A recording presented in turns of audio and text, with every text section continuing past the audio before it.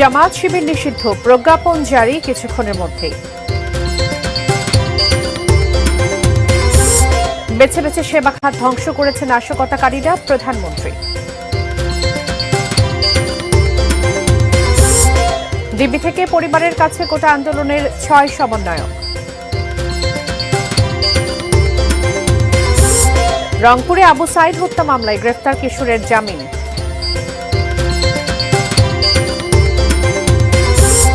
এইচএসসির বাকি পরীক্ষা 11 আগস্ট থেকে, সহিংসতায় জড়িত না থাকলে জামিন পাবে পরীক্ষার্থীরা। Sponsored by Abiba finance limited.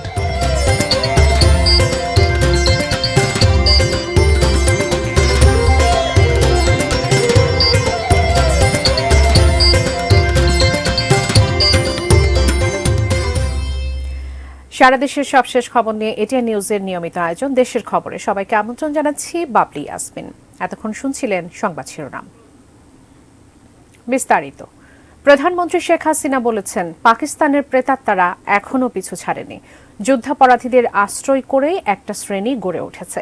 রাজধানীর কৃষিবিদ ইনস্টিটিউটে জাতীয় শোক দিবস উপলক্ষে কৃষক লীগের আলোচনা সভা ও দোয়া মাহফিলে তিনি আরো বলেন, কোটা আন্দোলনে বেছে বেছে সেবা খাতগুলো ধ্বংস করেছে নাশকতাকারীরা। এদের বিচার একদিন হবে। এই জন্য আমি আন্তর্জাতিকভাবেই চাই যেটাকে তদন্ত হোক এবং সুষ্ঠু বিচার হোক। কারণ বারবার আমাদের উপরেই তো হামলা হয়, আমাদেরই তো লাশ পড়ে। কাজে জঙ্গিবাদ সন্ত্রাসের স্থান বাংলাদেশে হতে পারে না। আর এদের মূল শক্তি যে ওই জামাতে ইসলামী এবং শিবির,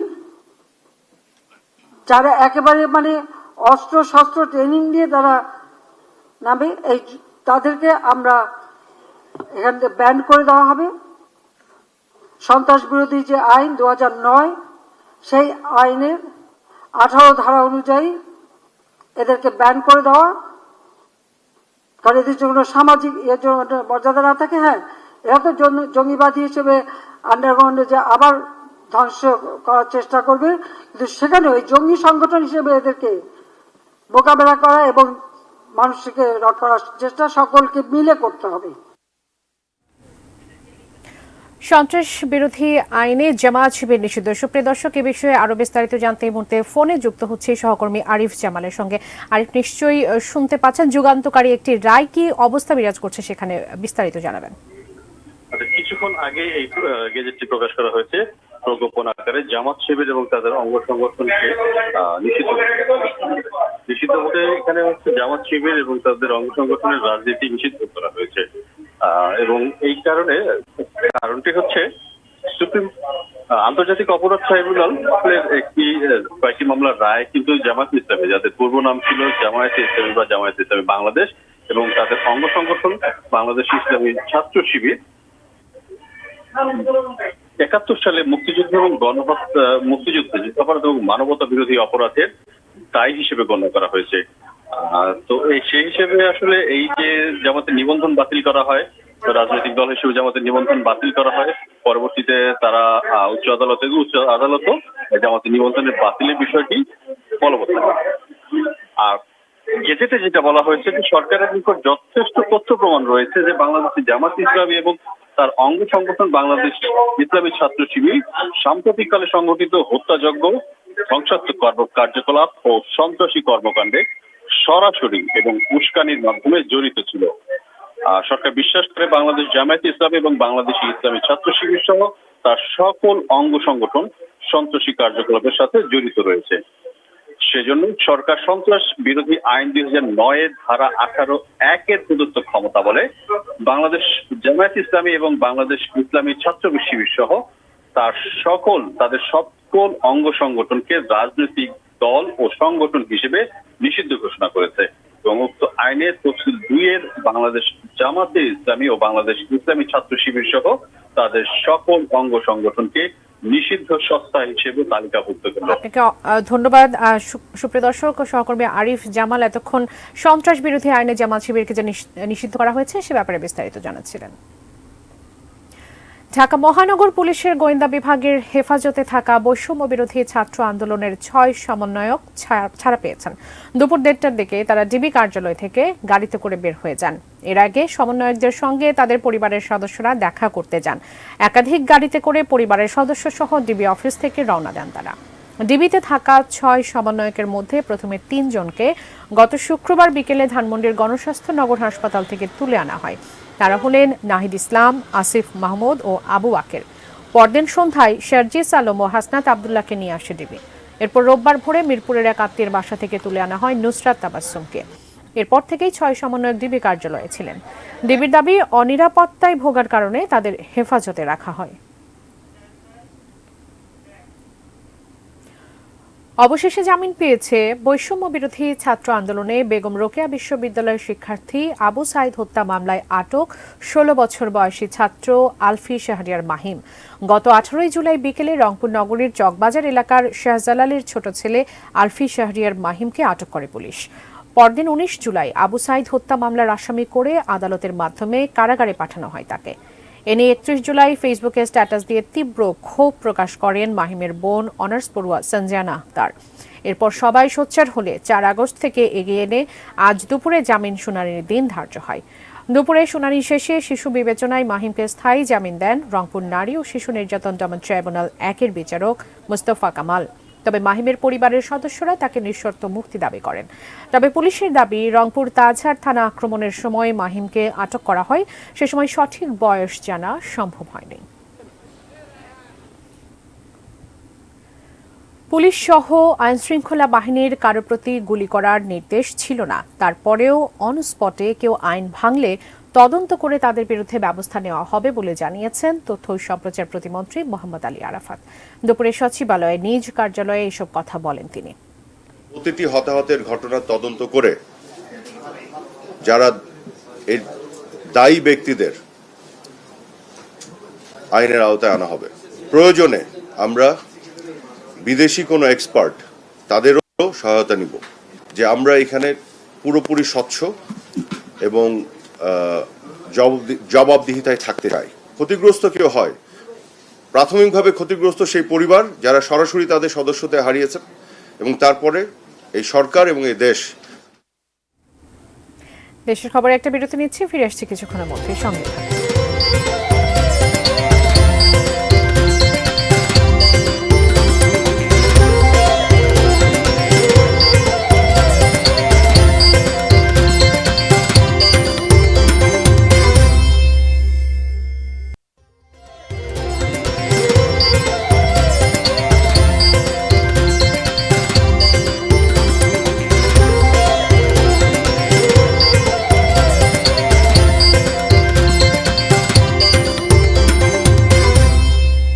বিরতির পর আবারও স্বাগত, দেখছেন দেশের খবর। কোটা সংস্কার আন্দোলনকে ঘিরে উদ্ভূত পরিস্থিতির কারণে আগামী 11 আগস্ট থেকে নতুন সময়সূচি অনুযায়ী এইচএসসি ও সমমানের পরীক্ষা অনুষ্ঠিত হবে। নতুন সূচি না হওয়া পর্যন্ত এইচএসসির সব পরীক্ষা স্থগিত থাকবে। এদিকে যেসব এইচএসসি পরীক্ষার্থী সাম্প্রতিক সহিংসতায় জড়িত ছিল না, তাদের জামিনের বিষয়ে ব্যবস্থা নেওয়ার নির্দেশ দেওয়া হয়েছে। সকালে ঢাকা শিক্ষা বোর্ডের চেয়ারম্যান অধ্যাপক তপন কুমার সরকার এই তথ্য জানান। এর আগে 3 দফায় এইচএসসি ও সমমানের পরীক্ষা স্থগিত করা হয়। প্রথমে 18 জুলাইয়ের পরীক্ষা স্থগিত করা হয়, দ্বিতীয় দফায় 21, 23 ও 25 জুলাই এবং তৃতীয় দফায় 28 জুলাই থেকে 1 আগস্ট পর্যন্ত সব শিক্ষা বোর্ডের এইচএসসি ও সমমানের পরীক্ষা স্থগিত করা হয়। আগামী 4 আগস্ট পরবর্তী পরীক্ষার তারিখ ছিল। নতুন সিদ্ধান্ত অনুযায়ী 10 আগস্ট পর্যন্ত এইচএসসি ও সমমানের পরীক্ষা স্থগিত করা হয়েছে। 11 আগস্ট থেকে নতুন সময়সূচিতে পরীক্ষা হবে। নড়াইলে বালতি ভর্তি পানিতে পড়ে আকিরুর বিশ্বাস নামে 15 মাস বয়সী এক শিশুর মৃত্যু হয়েছে। সে সদর উপজেলার কলরা ইউনিয়নের শিমুলিয়া গ্রামের শফিকুল বিশ্বাসের ছেলে। সকালে শিশু আকিবুর খেলা করতে তাদের বাড়ির পেছনে নলকূপের পাশে যায়। নলকূপের পাশে রাখা পানি ভর্তি বালতির মধ্যে পড়ে যায়। দ্রুত তাকে স্থানীয় একটি চিকিৎসা কেন্দ্রে নেওয়া হলে চিকিৎসক আকিবুরকে মৃত ঘোষণা করেন।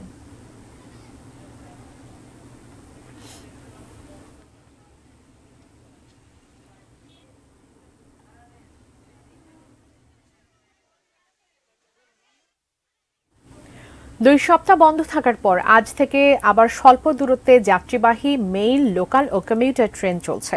সকাল থেকে ঢাকা, চট্টগ্রাম, রাজশাহী, খুলনা সহ কয়েকটি শহর থেকে বেশ কটি ট্রেন ছেড়ে যায়। রেল চলাচল ফিরে পাওয়ায় স্বস্তি ফিরেছে যাত্রীদের মাঝে। প্রতিনিধিদের পাঠানো তথ্য ছবিতে দেখুন ডেস্ক রিপোর্ট। কোটা আন্দোলনের সময় সহিংসতার মুখে গত 18 জুলাই থেকে সারা দেশে ট্রেন চলাচল বন্ধ করে দেয় রেল কর্তৃপক্ষ। 2 সপ্তাহ পর বৃহস্পতিবার সকাল 7টায় ঢাকার কমলাপুর রেলওয়ে স্টেশন থেকে দেওয়ানগঞ্জ কমিউটার ট্রেনটি ছেড়ে যায়। ঢাকা থেকে গাজীপুর হয়ে জামালপুর কমিউটার ট্রেন ছেড়ে যায় প্রায় একই সময়ে। এছাড়াও ঈশ্বরদী কমিউটার, দেওয়ানগঞ্জ কমিউটার এবং গাজীপুরে 2 জোড়া এক্সপ্রেস ট্রেনও চলাচল করছে। আস্তে আস্তে সব ট্রেনই চালু করা হোক, তাতে সাধারণ মানুষ যাতায়াতের জন্য অনেক সুবিধা হবে। চট্টগ্রামে প্রাথমিকভাবে 3টি লোকাল ট্রেনের চলাচল শুরু হয়েছে। সকাল 8টায় চট্টগ্রাম স্টেশন থেকে চাঁদপুরের উদ্দেশ্যে সাগরিকা এক্সপ্রেস এবং পৌনে 10টায় ঢাকার পথে ছেড়ে যায় কর্ণফুলী এক্সপ্রেস ট্রেন। এছাড়াও নাজিরহাট রুটে চলছে কমিউটার ট্রেন। উত্তরের জেলা লালমনিরহাট স্টেশন থেকে আশপাশের জেলাগুলোয় চলাচল করছে 4টি ট্রেন। দীর্ঘদিন পরে ট্রেনটা চালু হওয়ার পরে অনেক স্বস্তি ফিরে আসছে জনগণের মাঝে। এবং লালমেট থেকে 6:30টায় দিনাজপুর অভিমুখী দিনাজপুর কমিউটার ট্রেনটি ছেড়ে গেছে এবং 9টায় বুড়িমারি অভিমুখে বুড়িমারি কমিউটার ট্রেনটি ছেড়ে গেছে। এছাড়াও রাজশাহী, খুলনা থেকে আশপাশের গন্তব্যে কমিউটার ও লোকাল ট্রেন চলাচল শুরু হয়েছে। স্বস্তি ফিরেছে রেল যাত্রীদের মাঝে। কারফিউ শিথিল থাকায় স্বল্প দূরত্বে রেল চলাচল শুরু হলেও আন্তনগর ট্রেন চলাচলের বিষয়ে এখনও সিদ্ধান্ত হয়নি। শাহানা জাহান, ডেস্ক রিপোর্ট, ATN নিউজ। দুপুর থেকে ব্রাহ্মণবাড়িয়া ঢাকা রুটে তিতাস কমিউটার ট্রেন চলাচল শুরু হয়েছে, তবে যাত্রী সংখ্যা কম। ব্রাহ্মণবাড়িয়া রেল স্টেশন থেকে বিস্তারিত জানিয়েছেন পূর্বাঞ্চলীয় ব্যুরো প্রধান পীযূষ কান্তি আচার্য। গত প্রায় 12 দিন পর আজকেই ব্রাহ্মণবাড়িয়া থেকে স্বল্প দূরত্বের যে তিতাস কমিউটার ট্রেন এখান থেকে ছেড়ে যাচ্ছে। অনেকে হয়তো বিষয়টি জানেও না যে এখন আজকে থেকে ট্রেন চালু হয়েছে। আমরা কথা বলেছি রেল কর্তৃপক্ষের সাথে, তারা যেমনটি বলেছেন আজ থেকে তিতাস কমিউটার ট্রেন নিয়মিত চলবে। এখানে আরও একটি তথ্য দিয়ে রাখি যে আপনি জানেন যে এখানে হেফাজত যে তাণ্ডবের সময় কিন্তু এখানে পুরো রেল স্টেশনটি ধ্বংস করে দেওয়া হয়েছিল। ফলে প্রায় 1 বছর রেলের সুবিধা থেকে বঞ্চিত ছিল এই এলাকার মানুষ। আমি একটু কথা বলতে চাই একজন যাত্রীর সাথে। এই আন্দোলনকে কেন্দ্র করে যে হারে ধ্বংসলীলা এবং তাণ্ডব হয়েছে, ব্রাহ্মণবাড়িয়াতে কোনো কিছুই হয় নাই বলা যায়। আন্দোলন হয়েছে বাট কোনো ভাঙচুর তাণ্ডব হয় নাই। তো হেফাজতের সময় স্টেশন ভাঙচুর হয়ে একদম ধূলিসাৎ করে দেওয়া হয়েছিল, তো যার ফলে আমরা 9 মাস ভুগেছি। এই শিক্ষা থেকে হয়তো আমাদের যে জনপদের লোকজন ওরা বুঝতে পেরেছে যে না, আমাদের নিজস্ব সম্পদ নষ্ট করা উচিত নয়। সরকারের সিদ্ধান্ত অনুযায়ী, রেলের সিদ্ধান্ত অনুযায়ী যে দীর্ঘ 12 দিন পর রেল চালু হয়েছে, তো ব্রাহ্মণবাড়িয়া থেকে যে ঢাকা যায় স্বল্প দূরত্ব ট্রেন তিতাস কমিউটার, এই রুটে এটাই চলবে বর্তমানে। তো আজকে আমরা যাত্রী হিসাবে খুবই আনন্দিত। আমরা আরও কয়েকজন যাত্রীর সাথে কথা বলেছি, তারা যেমনটি বলেছেন যে যত দ্রুত সম্ভব আন্তনগর ট্রেনগুলো যেন চালু করে দেওয়া হয়। তো এই ছিল আমার কাছে ব্রাহ্মণবাড়িয়া থেকে সর্বশেষ। দেশের বিভিন্ন জেলায় সীমিত রেল চলাচল শুরু হওয়ার পরিপ্রেক্ষিতে নাটোরেও লোকাল ও কমিউটার ট্রেন চালুর দাবি জানিয়েছেন জেলাবাসী। তারা জানান, দীর্ঘদিন ট্রেন চলাচল বন্ধ থাকায় জেলার কৃষক ও ব্যবসায়ী সহ সকল স্তরের মানুষ রয়েছেন বিপাকে। কৃষকরা শাকসবজি সহ বিভিন্ন কাঁচামাল পরিবহন করতে পারছেন না, পচে যাচ্ছে কৃষি পণ্য। যাদের চলাচল শুধু রেল নির্ভর, তাদের দুর্ভোগ সবচেয়ে বেশি। জেলাবাসীর দাবির প্রেক্ষিতে নাটোরের সহকারী স্টেশন মাস্টার নাটোর আজিজুল ইসলাম জানান, 2-1 দিনের মধ্যে ইন্টারসিটি চলাচলের সিদ্ধান্ত হলেই সমস্যার সমাধান হবে। যারা আত্রায় সাগরে শান্তাতে মাছ টাছ নিয়ে আসে, আলু পটল নিয়ে আসে, তারা আনতে পারছে না। আমি গত 1 সপ্তাহ থেকে বাসায় যাওয়ার একটা প্ল্যান ছিল আর কি। তো যে ছাত্রদের আন্দোলনের কারণে ট্রেন বন্ধ থাকায় আমার যাওয়ার সম্ভব হয়নি। আমি এখান থেকে হয়তো যেতে পারবো ভেঙে ভেঙে, কিন্তু আমার অনেক সময় লাগবে এবং অনেক বিড়ম্বনা এবং অনেক খরচের একটা বিষয় আছে। আমাদের নাটোরে লোকাল ট্রেনগুলো নেই, এই কারণে এই রুটে চলছে না। 2-1 দিনের মধ্যে ইন্টারসিটিগুলো চলার সম্ভাবনা রয়েছে। যদি কর্তৃপক্ষের সিদ্ধান্ত নেয় তাহলে আমরা সবকিছু জানতে পারবো। আবারও একটা বিরতি নিচ্ছি, ফিরে আসছি কিছুক্ষণের মধ্যে।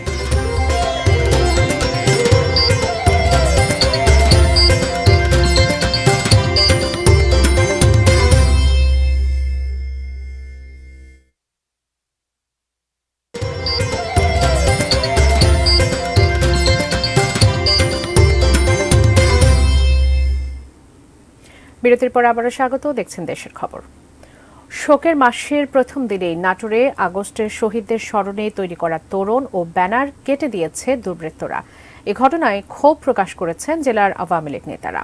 বুধবার দিবাগত রাতে শহরের পুরাতন বাস স্ট্যান্ডে এই ঘটনা ঘটে। একই সময় সড়ক বিভাজকের লাগানো বঙ্গবন্ধু শেখ মুজিবুর রহমান ও প্রধানমন্ত্রী শেখ হাসিনার ছবি সম্বলিত জাতীয় মৎস্য দিবসের প্ল্যাকার্ডও উপড়ে ফেলে সন্ত্রাসীরা। এই ঘটনার তীব্র নিন্দা জানিয়ে দোষীদের কঠোর শাস্তি দাবি করেছেন জেলার আওয়ামী লীগ ও সহযোগী সংগঠনের নেতারা।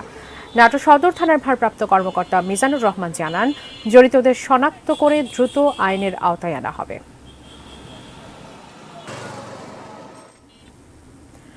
কুড়িগ্রামের বিলুপ্ত ছিটমহল দাসিয়ারছড়ায় আনন্দ আয়োজনের মধ্য দিয়ে ছিটমহল বিনিময়ের ৯ বছর পূর্তি উদযাপন করেছে বাসিন্দারা। ১ আগস্টের প্রথম প্রহরে দাসিয়ারছড়া বাজারে ৬৮টি মোমবাতি জ্বালিয়ে ও কেক কেটে ছিট বিনিময়ের এই দিনটিকে স্মরণ করেন এলাকার মানুষ। এর আগে এক আলোচনা সভাও অনুষ্ঠিত হয়। ২০১৫ সালের ৩১ জুলাই রাত ১২টা ১ বাংলাদেশ ও ভারতের ১৬২টি ছিটমহল স্ব দেশের সাথে একীভূত হয়। বাংলাদেশ পায় ১১১টি ছিটমহলের ১৭,২৫৮ একর জমি এবং ভারত পায় ৫১টি ছিটমহলের ৭,১১০ একর জমি। ১৯৭৪ সালে ইন্দিরা মুজিব চুক্তির আলোকে এই ছিটমহল বিনিময় কার্যকর করা হয়।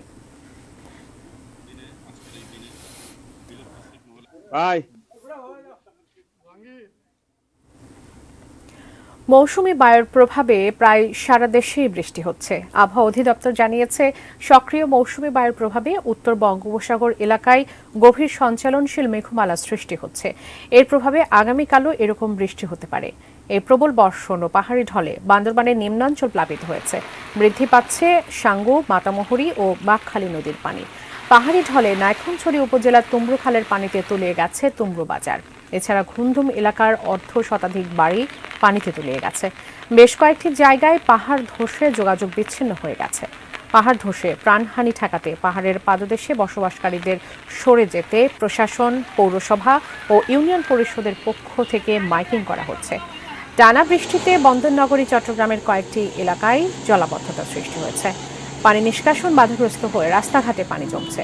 আবহাওয়া অফিসের হিসেবে চট্টগ্রামে বৃহস্পতিবার বেলা ১২টা পর্যন্ত গত ২৪ ঘণ্টায় বৃষ্টিপাত হয়েছে ১৪৯.৬ মিলিমিটার।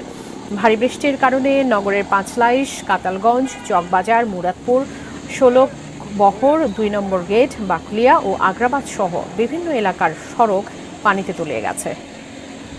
এসব এলাকার কোনো কোনো সড়কে কোমর সমান পানি জমেছে।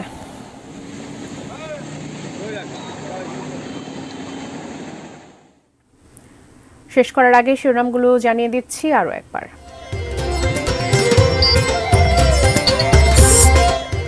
জামায়াত শিবির নিষিদ্ধ, প্রজ্ঞাপন জারি।